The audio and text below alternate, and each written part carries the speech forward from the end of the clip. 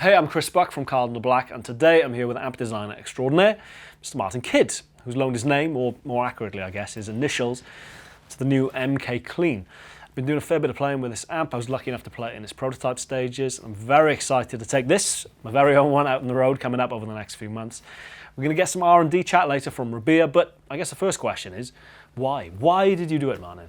I had a lot of questions or requests, perhaps. You know, can you make an amplifier with just clean, very high headroom? You know, not too sterile, because clean and high headroom you can get hi-fi if you're not too careful. And so it was to sound and feel like a guitar amplifier, but you know, have the dynamic range that some more country and blues players would like. That was, honestly, when I kind of first heard about this amp, that was one of my concerns, I guess, is I've played some very high headroom amps in my time, and they can feel, sterile is the word, they can feel a little bit characterless, a little bit like you're plugging into a PA system, or like you're plugging into a bass amp even, a little bit just devoid of a vibe, I guess. But like you said, there's a kind of like a character and a musicality about this, which is beautiful. It's a really impressive piece of work. Yeah, well, that is the thing. I won't claim that this piece of equipment will inspire you to play, but what you don't want it to do is fight you. Yeah. So you don't want, when you're playing, you want to be able to do what you do, and you don't want something that's going to resist that, unless, you know, you can set it such that you can work a little bit harder to achieve what you want to, if that's how you play. Yeah. I guess the easiest way of putting it is when you're having a bad night, everyone and their mother knows that you're having a bad night, because everything that you play is very much reflected by a super high headroom amp, which is just, you know, kind of punching everything back out at deafening volume. But being able to kind of, I guess the obvious counteraction to that, I guess, is having a volume control. So you can kind of get a little bit of natural breakup, you can get a little bit of compression, you can get all of that kind of lovely musical stuff if you want it. If you don't want it, you don't have to have it, but the fact that that's there is honestly one of the most appealing things about this amp to me. Yeah, and that's what I thought when, because I could have just designed almost something that was more akin to a bass amp. Yeah. And the problem with that is, with the part of the design brief, the remit is high headroom. I'm going to take no notice of that for a little while and say, well, what's going to happen when it does break up? What's it going to sound like? What's it going to feel like? Because if somebody does push it to that point, I still want it to sound nice. So was that the kind of chronology of the design? Make it sound good at all kind of settings first, and then focus on the high headroom and the volume later? It was more that I didn't forget about when it does overdrive. We'll ignore that because it shouldn't. That is still going to be part of what a guitar amplifier does, and what some people will use it for.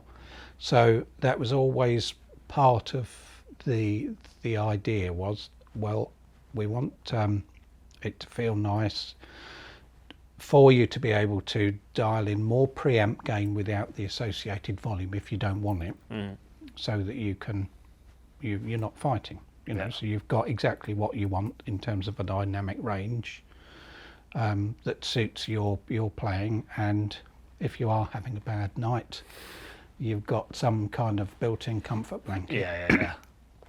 But then, when you have you know, chance to crank it up, or that, you know, you need to for whatever reasons, you've still got the core sound doesn't turn nasty. It's still there, and so that was really it. That's what went on in my head.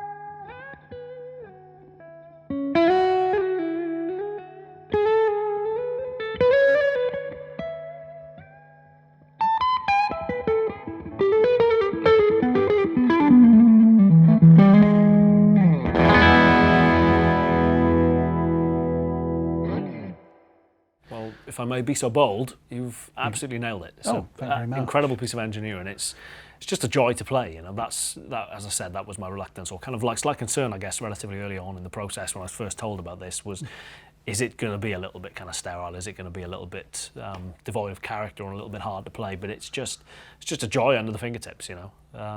Just a superb piece of engineering. So nice one, thank you. Yes. Thank you for letting me play it. Genuinely very excited to take this out on the road later in the year. So. Yes, and we're pleased to have you doing it. You know, we are. Thank most you. Definitely. Obviously, Rabea was a particularly big part of the R&D process of this amp, so I think let's throw it over to Rabea now to speak infinitely more authoritatively on these kind of things than I ever can. Hello everyone, it's Rabea. I'm just here with Martin to chat a little bit about the R&D process of the MK Clean. So yeah, I guess in terms of the R&D for this particular amplifier, it started a long time ago now. A few years, a couple of years. It probably maybe. is a long quite time. A while. Yes, it is a long time. Yeah. And so you'll have to jog my memory on it. But from what I recall, it started out as like a sort of newly realised sort of V140 type of thing, right? And we were saying hand wired, of course, was the kind of that was the idea. Yeah, that was the thing. A sort of hand-wired V140. It was suggested perhaps we dispense with the tremolo of the V140, and the tone control on the reverb of the V140. Yeah. Most of the feedback we got from people was that they would run that at 10. Yeah. So it was probably not ideal. Some people liked it, but you know, a lot of people would just turn it all up to maximum. So yeah, that was really it. That was the starting point, is get rid of the tone control on the reverb, get rid of the tremolo, hand wired. Super high headroom, hand wired clean amplifier. Yeah. That sounds like £1 million. I think that was kind of the something like my design brief or something like that. Yeah. That's probably how vague it starts, isn't it? Yeah. But I mean, what we've ended up with is the MK Clean, and you know, like guys like Pete are instrumental in the process of helping with these kind of amplifiers, because that's his comfort zone, isn't it? It is, and the thing is that a clean sound to some people is a clean sound as long as it doesn't distort that. That sort of fulfills the remit, the obligation of that channel or that amplifier. But there's so much more to it. It's a different design process.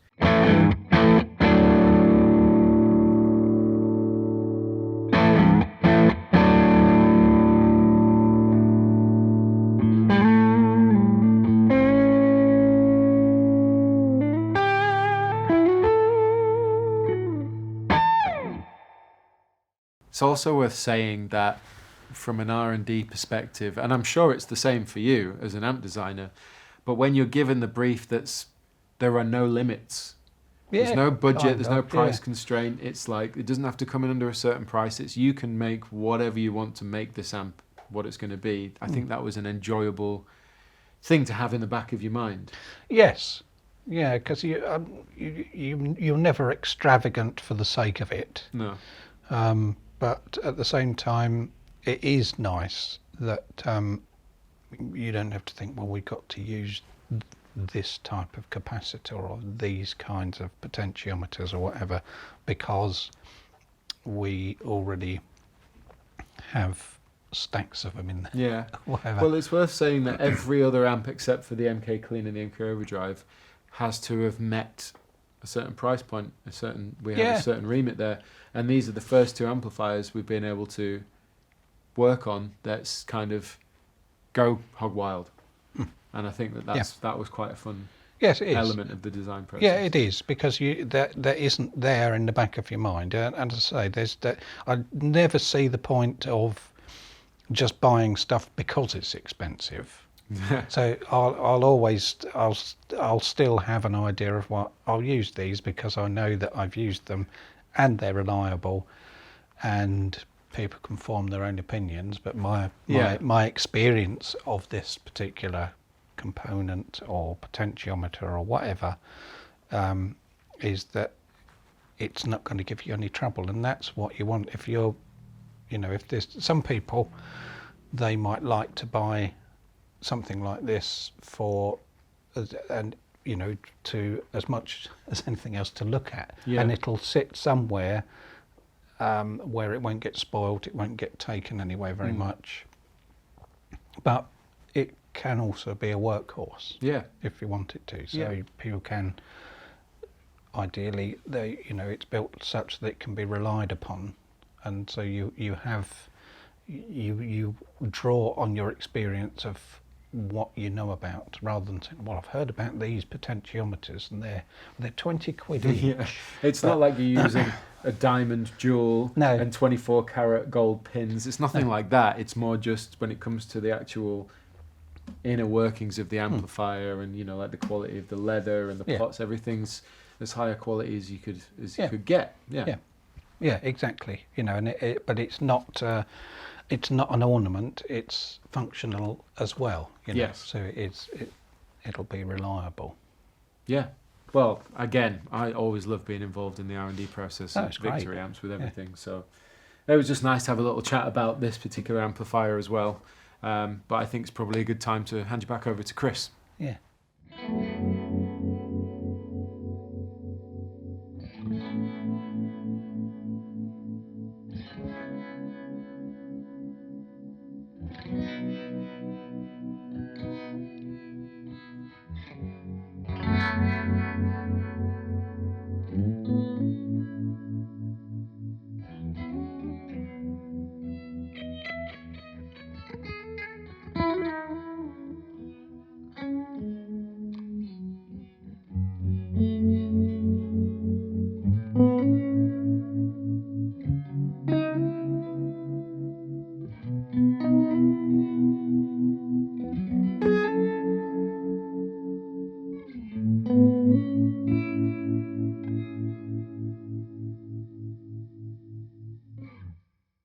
So I guess the natural comparison really for this amp to products already in your range, I guess, is the V140. Yeah.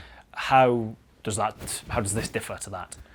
It started life as well. Let's make a V140, perhaps give it a bit more headroom, hand wired, and dispense with the tremolo, because it was tremolo. Some people like it, some people have no use for it, and so we thought, well, we'll just leave it out, and if people want tremolo, a pedal can cover that these days quite nicely. So that's the main difference. Is it's hand wired, but it's kind of a hybrid construction. So all the potentiometers, valve bases, things like that, they're all chassis mounted. Okay, cool. The V140, everything is PCB mounted. Right. Okay, cool. And it's just more labour intensive, more, just more hand. More labour goes into, more care and love and attention goes into the manufacture.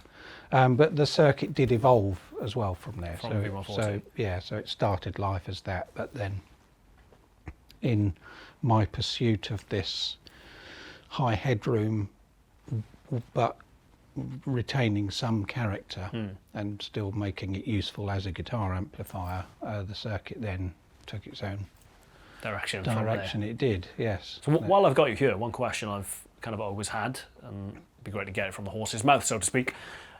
The reverb, obviously you've got two separate controls. You've got a reverb in and a reverb out. Yeah. What's the crack, as it were? Right. So the reverb is valve driven, and so you've got an input signal to a valve, and if you've got a lot of signal coming from the preamp, on this amp it's already been through the effects loop and has come out the return side. However, there's still sometimes enough signal to overdrive the reverb driver circuit, which is a transformer in Right, okay, yeah. So kind of tame that. Yeah, you've got to tame it. But what it also does, the send level, can actually alter the overall decay of the reverb. And you've probably seen some of the older standalone spring reverb Yeah, units, and they've got a dwell control. Yeah. So that's the equivalent. Oh, okay, cool. So you can have a higher level with a lower send level to the reverb. Yeah, cool. And the reverb is different, so you've got more to. I've had that tweak. explained to me lots in the past. That's the first time I've actually understood it. Oh, so, good. There we go. Got my head around that anyway. Right.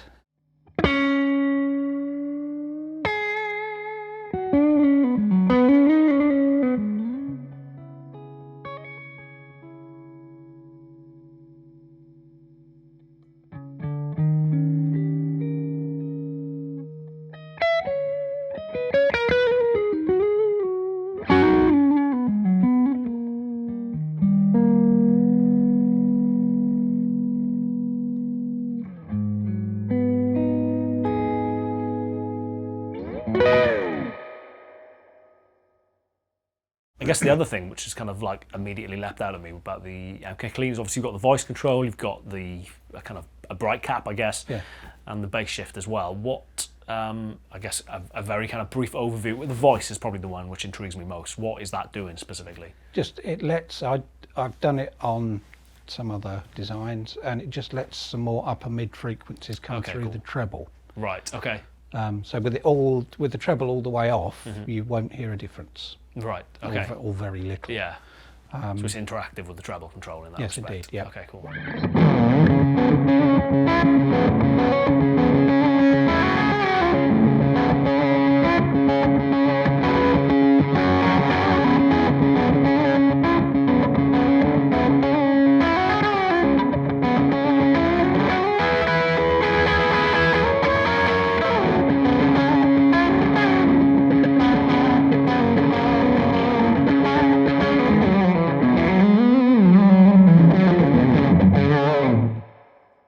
The bright switch, I wanted it does much the same as most bright switches. Yeah. But I wanted it to work even if the volume's all the way up. Right. Okay. Yeah. So Yeah. Bright caps, in my experience, on certain amps can start peeling paint from walls. well, they can also do that. Yeah. So a lot of tweaking and head scratching and having to go back, because sometimes you think, it's fine, that's not too bright.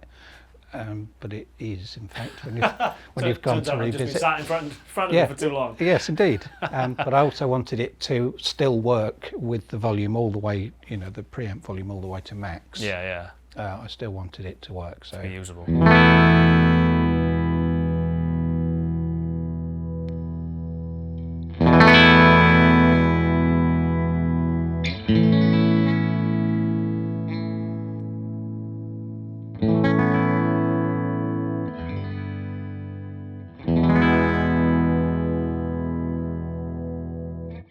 You kind of made that point earlier, I guess, during the process of designing this amp, spending so many hours sat in front of it and listening to it, you kind of lose sight of just how loud it actually is. yeah, you definitely get listening fatigue, most definitely. And then the bass shift, it just reduces the range of bass available. 'Cause Okay.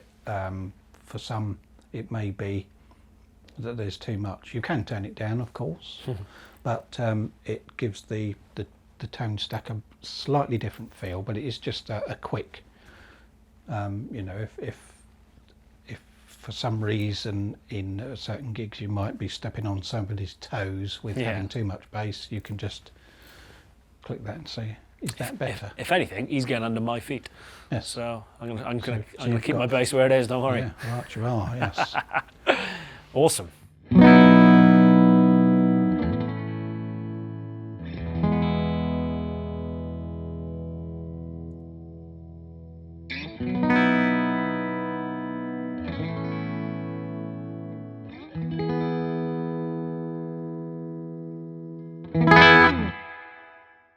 And it has an effects loop that is a traditional series effects loop. So I guess one thing that kind of leapt out at me is it's a relatively simple amp in terms of its appointments or its kind of feature set. Yes. Was that a conscious decision, or did you just run out of steam?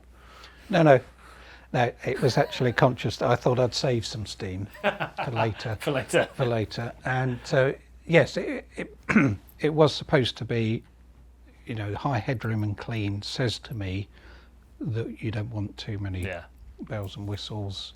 and anything to give you too much in the way of option paralysis in terms of, should I have it? You know, you just get your sound. And the thing is, it's also got to work as a pedal platform. But then not everybody uses, I've mentioned the effects loop, and not everyone believes in them or uses them or would rather. I tend not to use effects loops, to be honest. No. It's partly as a consequence of just, you know, variable backline, I guess, when you tour, you know, rented backline, etc., etc.